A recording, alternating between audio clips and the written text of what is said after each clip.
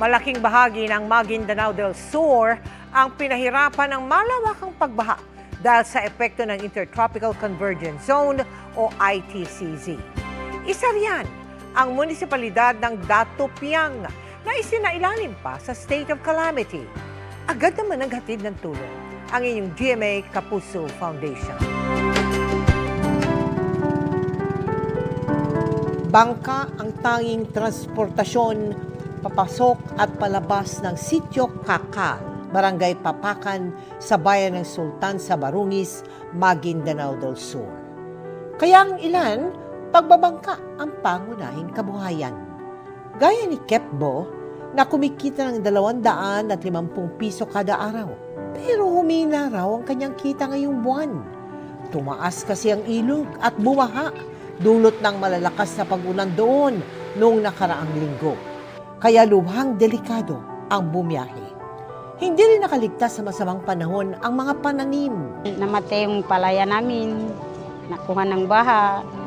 So wala na.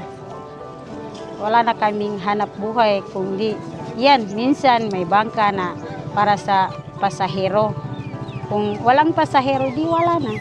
Sa pagtungo ng GMA Kapuso Foundation doon, sinalubong tayo ng mga residenteng nabaha. Binigyan natin sila ng food packs.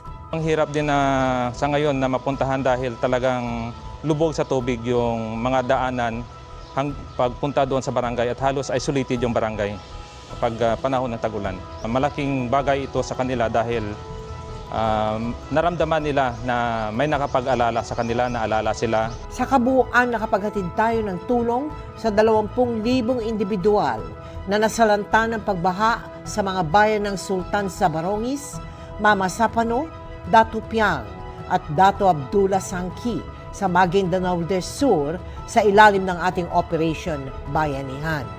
Kami po at ang buong komunidad ng Datupiang ay nagpapasalamat sa GMA Kapuso Foundation, lalong-lalo na po kay Ma'am Mel Tiangco. Kayo po yung nagbibigay parate ng unang tulong sa amin po sa Datupiang.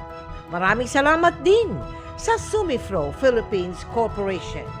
Sa mga nais tumulong, maaari po kayo magdeposito sa aming mga bank account o magpadala sa Cebuana Luwalier. Pwede ring online via GCash, Shopee, Lazada, Globe Rewards at Metrobank Credit Card.